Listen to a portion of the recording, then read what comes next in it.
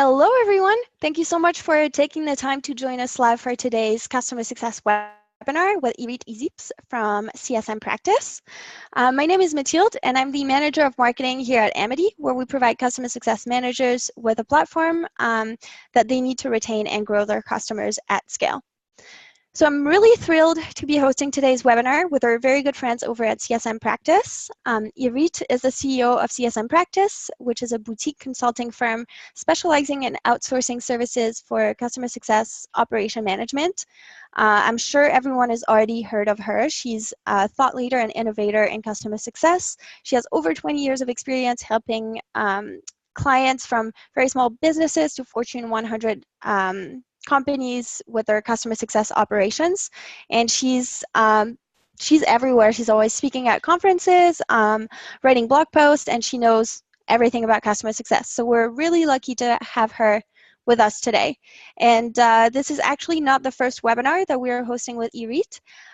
We always get such a positive response that we keep on asking her to come back, and luckily for us, she really likes to share her incredible wealth of knowledge with the community. So we're back today for an exciting session about how to capture business outcomes during a QBR. So before we get started, I know everyone's really excited, but just a couple of housekeeping notes to share with everybody. So we will be on Twitter. Join us using the hashtag CSWebinar, tag us at GetAmity, at Irit Izips, or at CSM Practice, and we'd love to engage with you. Also, as usual, we do plan on having a Q&A at the end of the webinar, so hang tight until then. But if you have any questions during the webinar, just open your Q&A panel and send them our way. We will have some time put aside to answer those questions at the end, but don't wait until then. And as usual, we are also recording the session, and we will be sending the slides as well. So keep an eye on your inbox, and you'll get a note from me before the weekend with a replay link and the slides as well.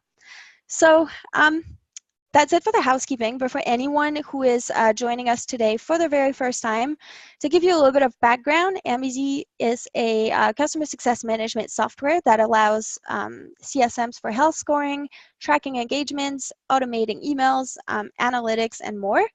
And if you want to learn more, you can request a demo online, and you should actually be able to find a direct link in the chat about our pilot program. So take a look and let me know if you have any questions, and I'd love to set you up for a demo.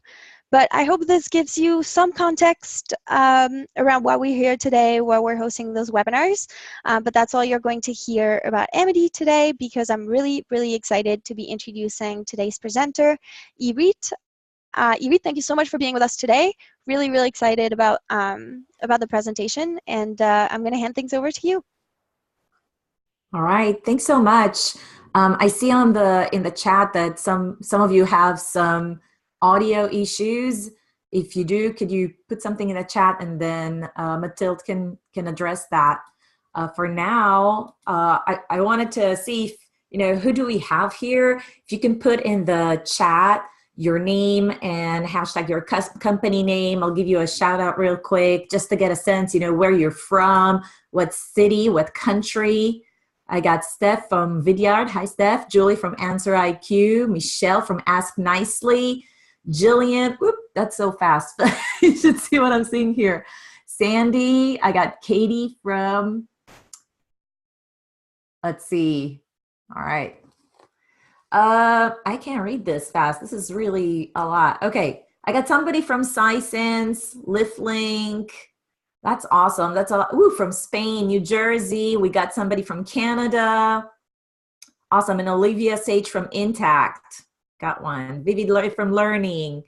Sarah from Udemy. I hope I didn't butcher that. Rachel from Wisconsin at Montage. Awesome. Thanks, guys. Well, super excited now. I hope that you can see each other's comments. So the goal today is not just to listen to me. I'm going to raise a ton of content at you, and my goal is also to have you share amongst each other, anything that resonates with you that you've done, and feel free to leverage the chat room to also chat with each other as I'm discussing these topics that are super, super important.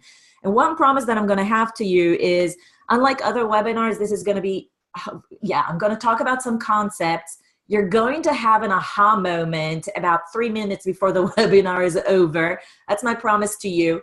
And then at the end, I'm also going to give you a link to a downloadable that would teach you how to go step by step in order to do the homework that are required to take these concepts and implement it at your place of work, at your organization and CSM team. So while I will speak about the concept because I think it's super important to understand it, you know, I will give you some tools to be able to implement it as well. So hopefully you'll enjoy this webinar and get a lot out of it.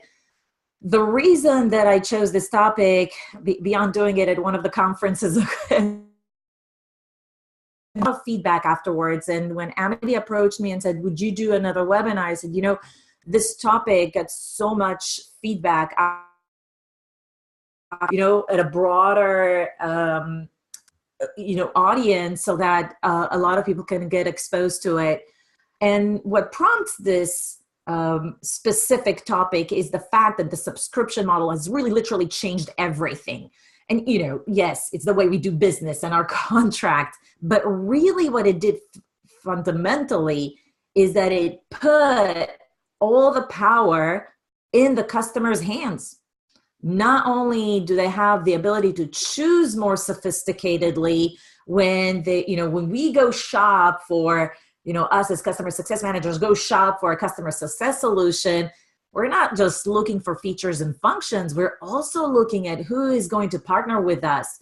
It's going to be a company that's fully invested in, you know, creating this kind of content and making sure that we can learn from them how to do customer success well, you know, with all the best practices, or is it more about the technology? And we tend to choose partners with whom we are most likely to achieve our desired business outcomes. And that's something that, you know, this term was coined by Lincoln Murphy, as you know. And so the question bears is like, how do we avoid this nightmare of churn? And my contention for this webinar is that by just capturing the desired business outcomes for clients and even delivering what we promised them during the sales process, that we will be able to deliver on those business outcomes, is not enough. So I'm going to repeat that because a lot of you think, oh, all we need to do is capture the desired business outcomes and deliver on them, and then they would never churn. And I would say that is not the case. You need to be doing a little bit more than that. This is because clients don't always know what they want. Think about yourself when you're shopping for a CS solution. Do you know all the playbooks? Do you know you know how to do a health score? Do you know, you don't all know everything. So the pie is distributed as follows. There's some things that your clients know that they know. They know what, if you put yourselves in their shoes, you know what a CS software is supposed to be doing. Maybe there's some things you know that you don't know, like that you don't know how to calculate a health score properly, but then you rely on the vendor to tell you that. But I tell you, there's some things that clients don't know that they don't know. And that's the area where we tend to miss. So when we walk into a QBR and we ask, or in the pre-sales process, and we ask the clients, well, what is your desired business outcome? Not in so many words, but we ask them about it, and then we capture it, and then we deliver it. We're only doing this part here because we are being reactive to capturing the desired business outcomes based on what the clients tell us. And thereby, we're also limiting the maximized value to what the client knows. Does that make sense? So I'll give you a story. I had one client very early, when I just started my CSM practice firm. a great bunch of people. They had a collaboration platform that they sold many companies. Their most predominant client base were, clients that the largest ones were the ones that actually wanted to do project management, but they didn't want to use, the project management on-premise solutions. They wanted to migrate to an online solution. So this way they can chat, they can put comments in the project plan, they can make it more interactive. So at the beginning, the desired business outcome was to move all these project plans, put them in different project plans online, and then move all the employees to start using project plans in an online environment and be more collaborative around the company.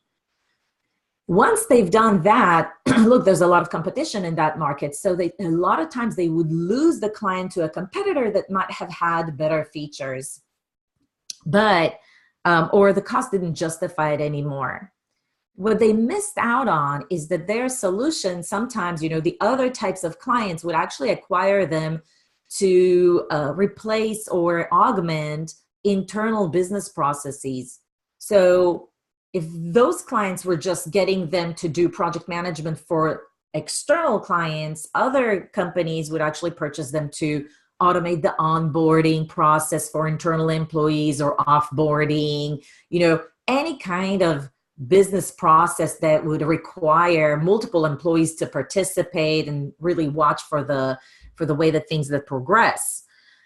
And what they failed to do is, after they finish the first desired business outcome, they've never had sort of like a slide or a QBR to, if you will, like open the buffet or plant additional seeds for additional business outcome ideas and say, hey, we know you only use this to manage projects with your customers, but did you know that most of the other customers are actually using this to improve their internal business outcome, their internal business processes. And these are the kind of business processes that we can do for you. And so to maximize the value for our clients, we need to take a pause and think about how can we plant additional seeds of ideas for more business outcomes that they can gauge with us, because this is really the gist of being on the forefront of whatever your company is specializing in. Look, your clients are going to partner with those that they believe can add the most value to them. Mathilde, do we have any questions so far? No questions so far. Awesome. Just Okay, a lot of... so let me dig into what this really means. So how does this fit into success plans playbook? Because for us, typically, to implement and make sure we execute on a desired business outcome, we need to create what we call a success plan. Now, the success plan playbook has 3 parts, just like in the Army. I did the Army when I was 18. Everything in the Army, you go on a drill, you do whatever, everything is 3 parts. So I too decided to, carve the success plan into 3 main perspectives. First, and that's the area where I don't see a lot of CSMs do, this plant ideas. And this is important. I'll explain why. But then once we plan and sort of like open the buffet of ideas and share the different things that they can do with us, we then need to ask the client, what of that resonates with you and seems like something that would have an impact on your organization. And if there's multiple things, we need to help them decide on priorities and help them think through, if we did implement that, how do we prove value? Whenever they choose to do more with you, they need to dedicate more time and resources and maybe even funds for additional services. So we better be very equipped in letting them understand how they can prove value internally. And obviously, we then need to support them with value. So once the success plan is fully executed, this is where this stage is. Now, planting ideas also helps in increasing the perceived value. And what that does is, even though at the end of the process, each time and time again, when the success plan is only picking a certain amount of ideas from all the ideas that you could give them, so we only actually realizing partial, we always want to increase the perceived value. And if you think about it, and this is where this webinar is going to focus on this thing here, because I think we're all pretty good at, finding what the business needs are and then helping the client realize it. Maybe we're not so good at proving value yet as a community, but I think this area is really underwhelmingly not taken care of. And I think it's actually really important. And so we want to focus on opening a buffet of ideas for possible use cases in order to maximize the value and the opportunities to maximize the value in order to help our clients really develop a long-term vision with us. A while back, I did a discussion panel with David Reiling from Zuora, who was their VP Customer Success back in February 2017. And he shared that oftentimes when a customer was at risk, if the CEO flew in and talked to their CEO, all of a sudden the client did not churn.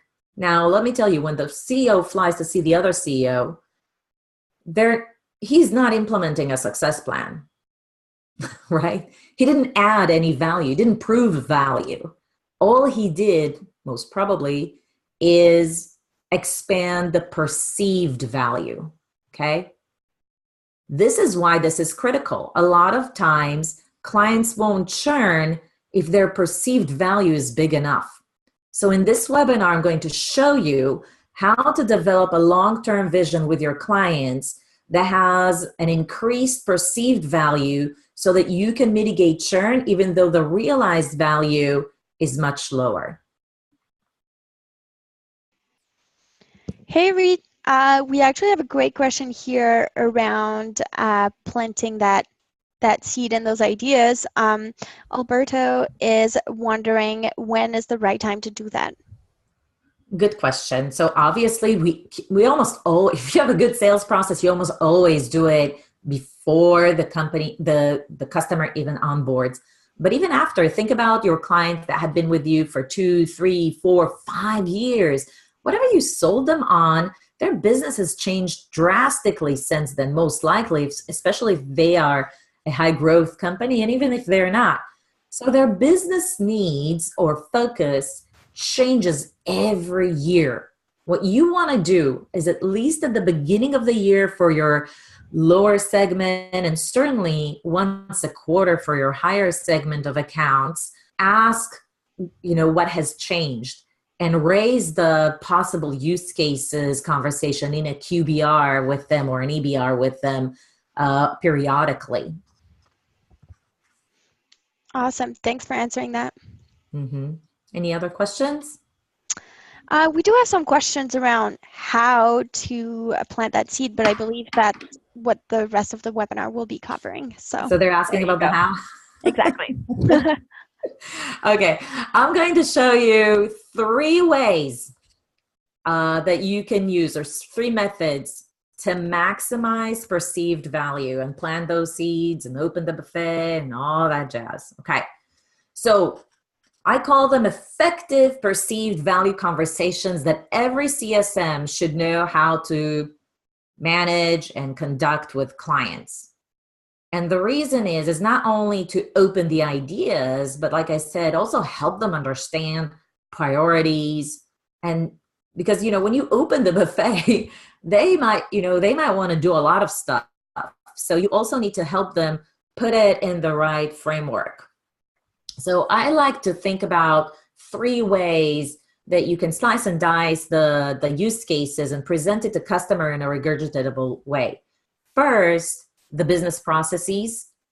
Second, use cases by customer attributes, and we typically see by industry or by size, and I'll get to that in a minute. And then a maturity scoring model is also actually very, very helpful in helping clients not only understand where they are versus other customers, but also get an enrollment conversation around, what is it that they want to do and where do they want to be.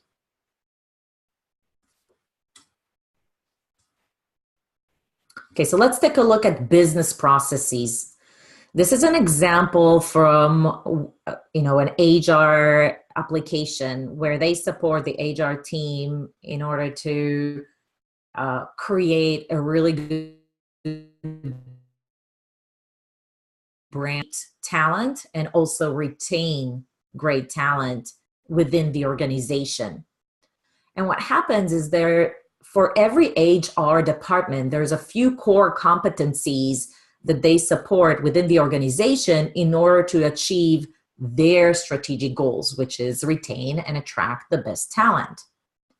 There's performance compensation, recruiting, etc. Now, this slide is really something that the application vendor that supports the HR team shows the HR team. It's not, so you could see that what they've done is they outline the different core competencies, and for each, they gave a couple of examples of how they can support them for each core competency in internal business processes. What you don't see in here are features and functions. This slide is meant to have, to show in a QBR and then have a discussion with a client to say, oh, we didn't know you could help with compliance. Tell me about that. It's designed to create curiosity. It's designed to create a bigger vision. So if they bought in order to do their payroll, you want to have some time with them to explain that you actually have other modules, and then you can also have the time to explain how these modules can help and enhance and what can you improve, and then get into a more detailed conversation. And then from there, create a success plan. So let me show you the second one. The second one is all about taking the different business outcomes and how they relate to a specific industry or a specific client size. When we did a webinar with the Amity and Bloomreach, I think it was a few months ago, I believe. So if you wanted to watch the recording, we actually go in depth around success plans in that webinar with Bloomreach. But they shared this slide, and what's nice about this is the open the buffet slide for them. And the way that they shored up the different types of business objectives that they have, or business outcomes that they could have with clients, is by showing it per different industries. So they actually help a lot to the merchandising industry as well as the retail industry and other industries. So it was very important for them to separate the business outcomes slides to the two, because the business outcomes that they can cater to the merchandising industry is very different than the one that they can cater to a retail industry. They also have 5 different products. And so you could also do this by different products if you have multiple ones. And then finally, if your clients, if you have a client base that's very, very different, like you might have thousands of clients that are mom and pop shops, and then a few that are enterprise, and they buy your solution because of vastly different problems that they need to solve. You might want to have also different business outcomes aligned to business problems that are different. So you'll have this slide one that's for the SMB, and a different slide for enterprise companies.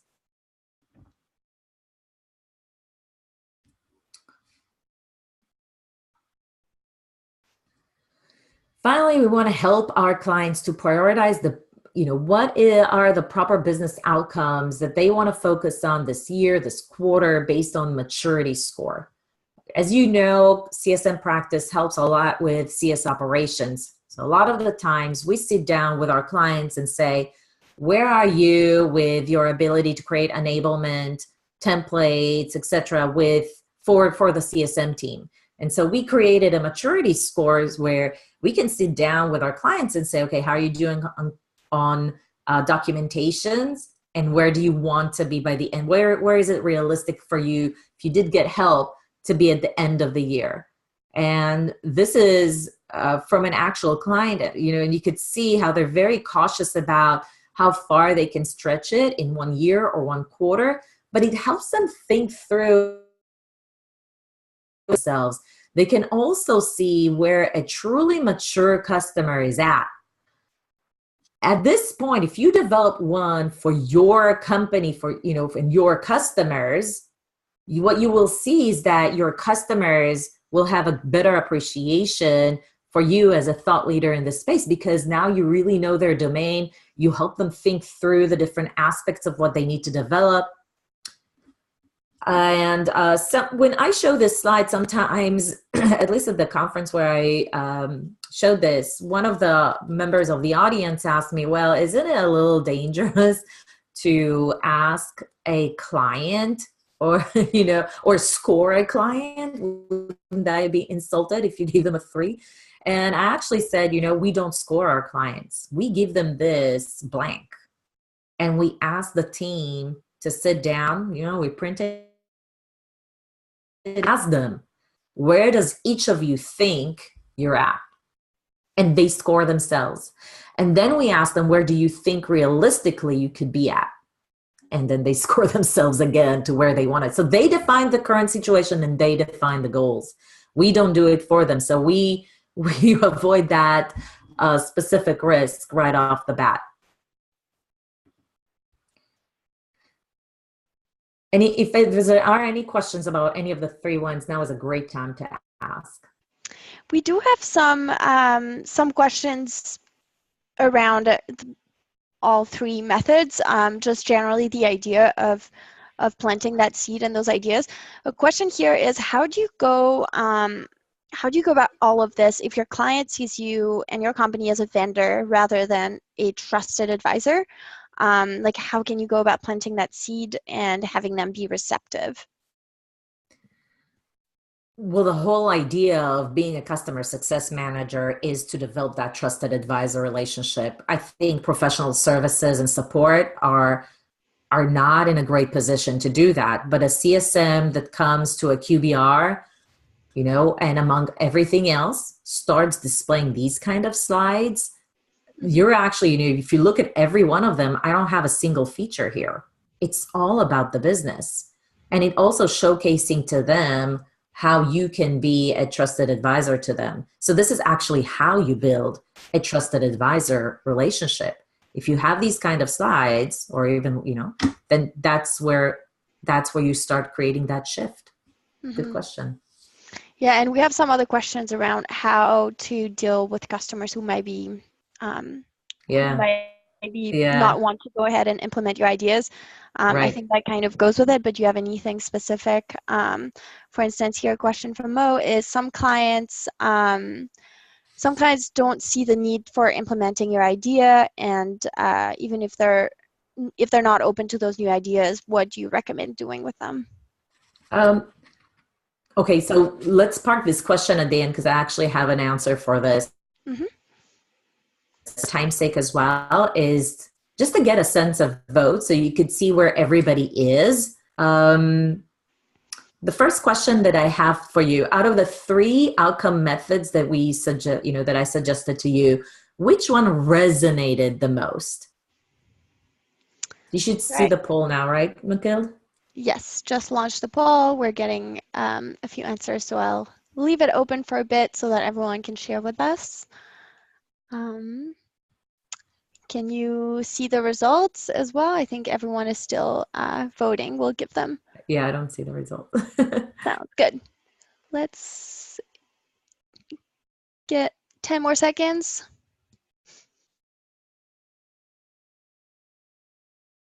All right, I'm ending the poll and sharing the results with everybody. Wow, okay. So it looks like most of you picked the business processes. Mm-hmm. 15, And okay. then some of you, yeah, the one by attributes, that really depends on your business. But if 20% of you, that really makes sense to me. And then the maturity scoring model, I would say the maturity scoring model is just hard to develop. It's not easy. And, but I actually encourage everyone to do it. Okay. So All let's right. jump to the next. I want to know what you think. So out of the 3 outcome methods that were suggested to you, why did you pick, it's not the poll yet. Oh, sorry. Why did you pick the one you did? If you can share in the comments when you picked the one you did or you didn't pick a certain one, if you can share. And then Mathilde, if you can read some of the comments. So Sounds good. So yeah, everyone can go ahead and share in the chat their response to this. I will give you a shout out, of course. Sounds good. Yeah, maybe they don't want to share. Oh, there you go.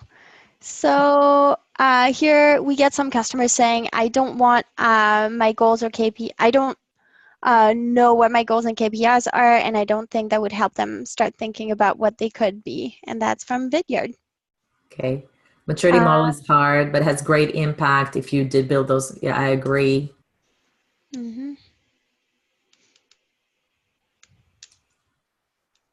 Okay, so we got Erin Seaford from, what customer attribute resonate to me because I work with some usually large customers in our company, and they are particularly concerned about how we handle these things for their size. Perfect. Okay, maturity attributes was picked by Patricia Clarkson. Seems the most valuable and extremely interested. So maturity attributes just seems a lot more valuable and extremely externally and internally. All right.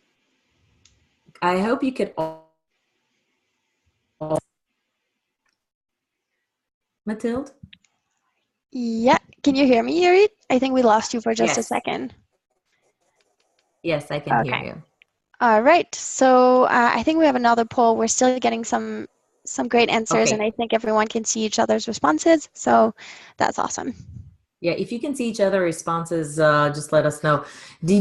So last poll, did your team implement any of those methods to consistently capture business outcomes? So it doesn't have to be these 3, but if your team implemented any consistent method to capture business outcomes, I just want to know how many. Did you implement 1 method, 2 methods, 3 methods or more? We're getting some have as tools? Interesting results. Once again, we'll give everyone a few seconds to let us know.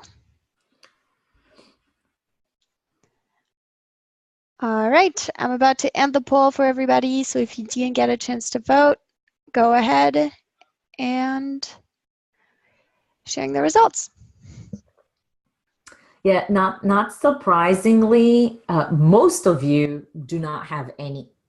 A third of you have at least 1 method implemented, 20% 2, and only 12% 3 methods or more. So when I was at the conference, actually 1 person out of 100 people did all 3 methods. And a lot of times, people tend to and implement it. Your aha moment for today is that you want to do your best efforts to implement all 3. And here's why. You're going to have probably quarterly or meet with your customers multiple times during the year. You can't show the same slide again and again. Your client will be tired of it. If you have 3 methods of slicing the same cake and help the client see it from different perspective, not only will they appreciate it, but they will understand it better, and they won't be tired in having these conversations with you. And maybe when you show it in one way versus another, it just resonates with them better because different people think differently.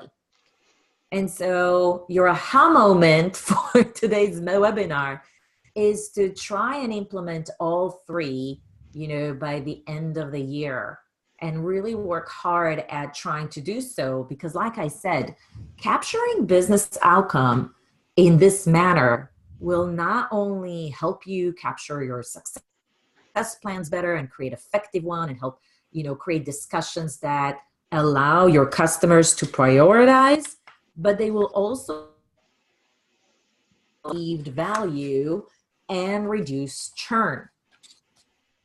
So it is a very, very important and effective tool. Last question I have for you is, did you try a fourth option?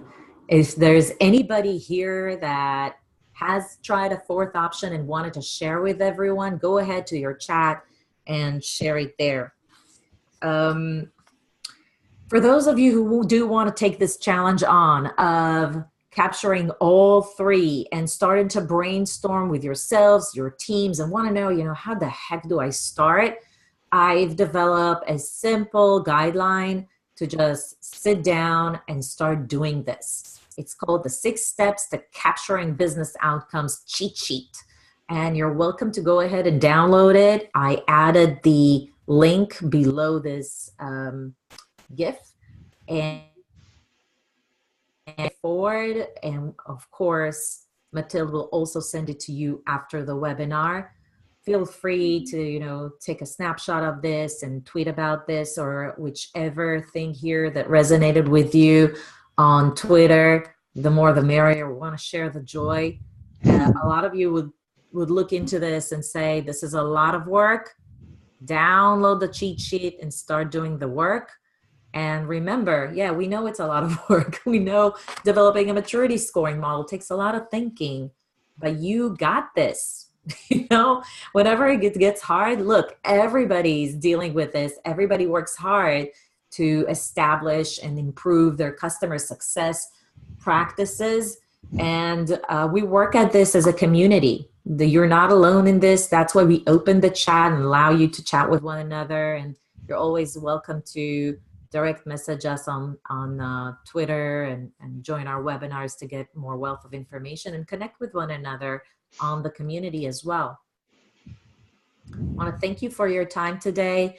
My name is Irit Ezips. I'm from CSM Practice. We do customer success consulting services.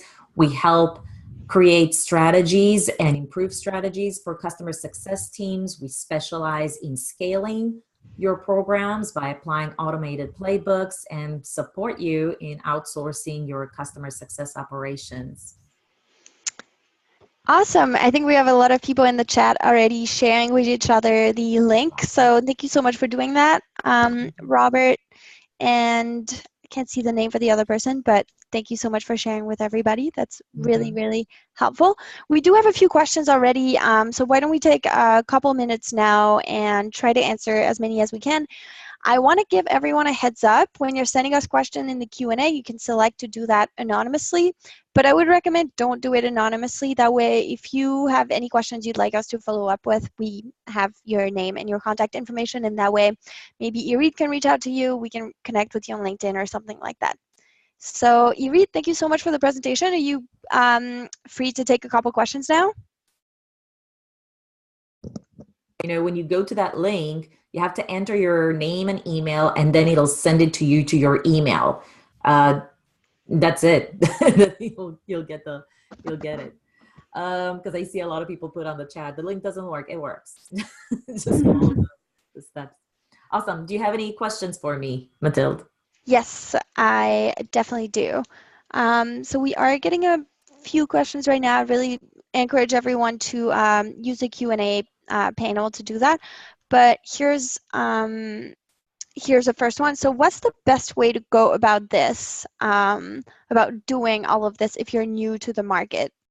New to the market, like your application is new, or you started a new category, or you're new, Alberto, as a CSM? If you can put it in the chat, I can address it better. New product. New product. Okay. Yeah. If you're actually, that's really important. And what you want to do is just continue to establish yourself as a trusted advisor in the market. I think it's really important to understand. And I would pick first on all your differentiators and map them back to business processes that you can solve.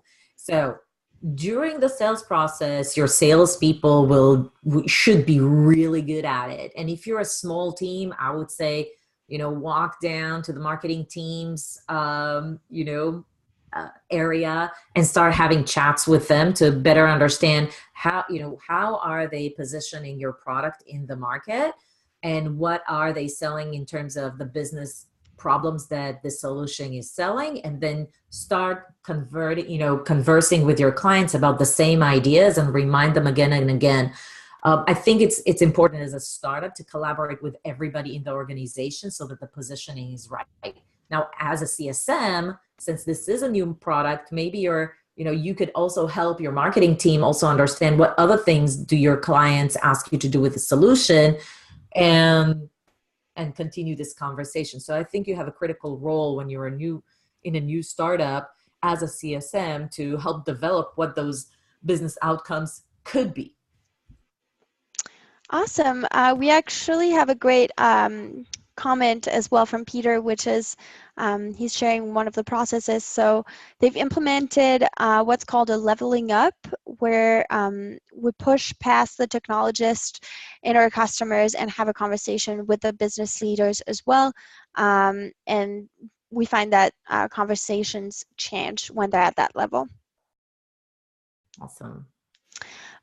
Another question here from Ellen is, as a vendor that only provides one service, how do you suggest presenting different narratives? As a vendor, oh, that was it. That was a double question. There you go. Suppose that you only provide one service.